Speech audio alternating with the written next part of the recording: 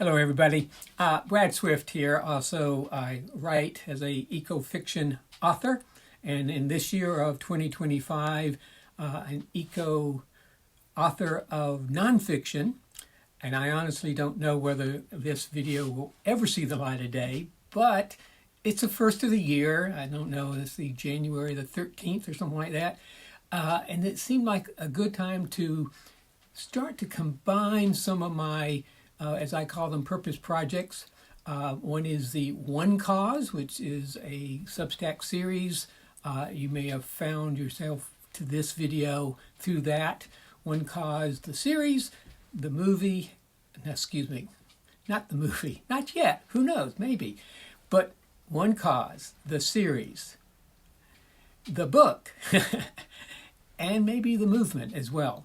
But I'm also combining that with what I'm calling my Loving Homestead, which is what this video is really about. Because the Loving Homestead is a project where I'm actually applying what I'm learning about living a regenerative and sustainable life here in the mountains of North Carolina.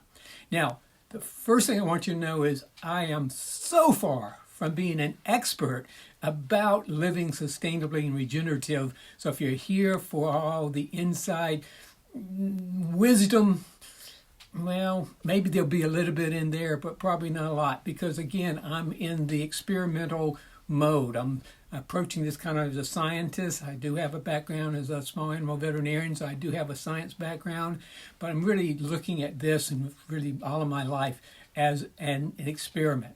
So I'm currently, as you can maybe tell, I'm in my office, as I call it, my creation central, and I'm going to show you some around the area of my Loving Homestead and share about, some of the areas that we'll be experimenting in living this regenerative and sustainable lifestyle itself. So let's just take a look here.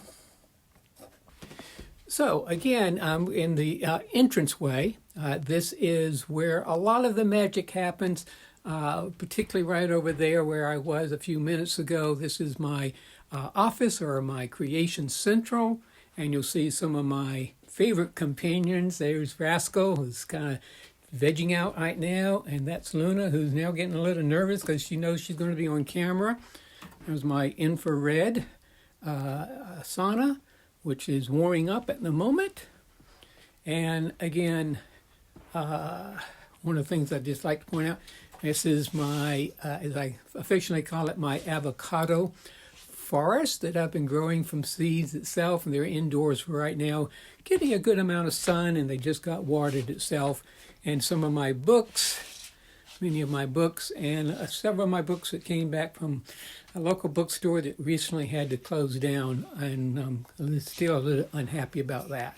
So let's go look at some of the other areas. One of my newest areas to be exploring is this area here, which is my hydroponics experiment.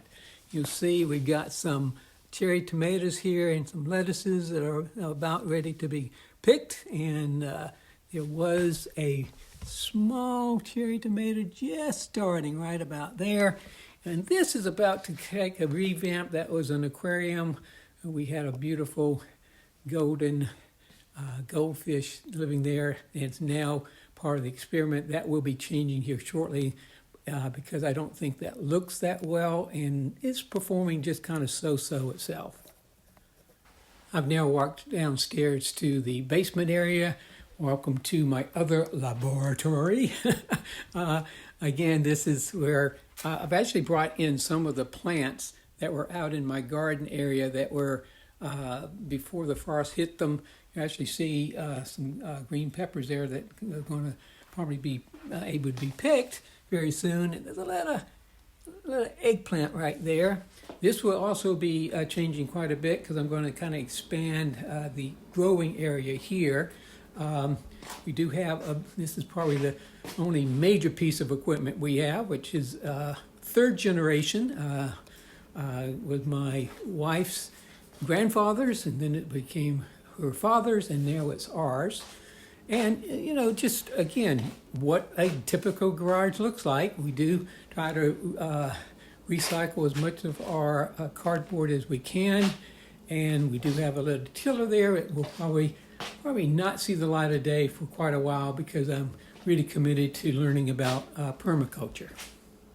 So let's go outside. Okay, we are now walking outside.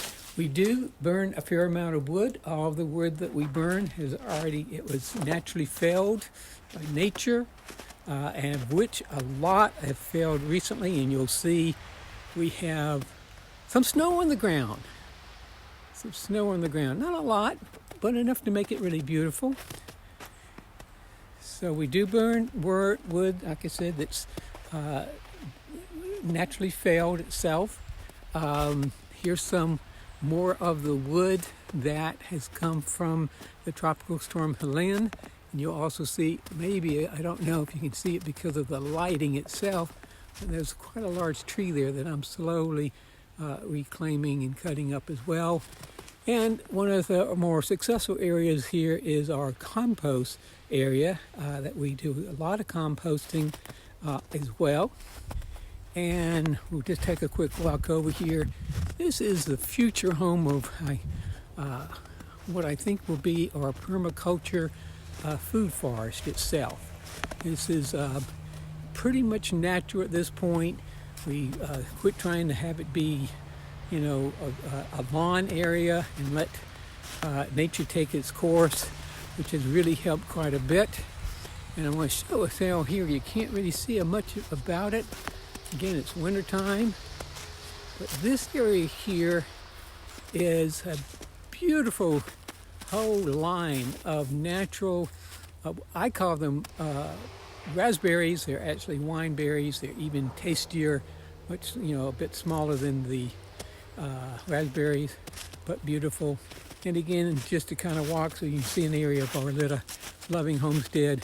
We got a creek here. It has never overflowed, thank God. Even during laying, it did not. And then we have our natural little corner of nature as well. And here you'll see some of the raised beds where a lot of our gardening goes. We put those in. Gosh, it's been probably close to 30 years ago. We've been here 33, maybe at least 30 years. So this is all kind of quiet right now. And this is what our home looks like.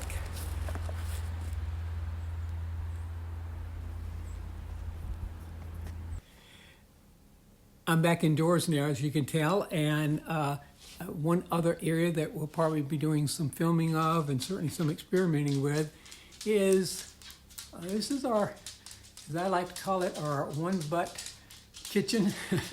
We have learned over the 30 years that we've been here to negotiate when we both need to be in the kitchen itself. But one of the things I just wanted to point out is our little compost area. That little green area there, we use recycle, compostable bags to keep it a little bit cleaner itself. We do a good bit of composting. Anything that's organic that's up here that we go, it's either spoiling or peelings or something of that nature, we like to compost as well.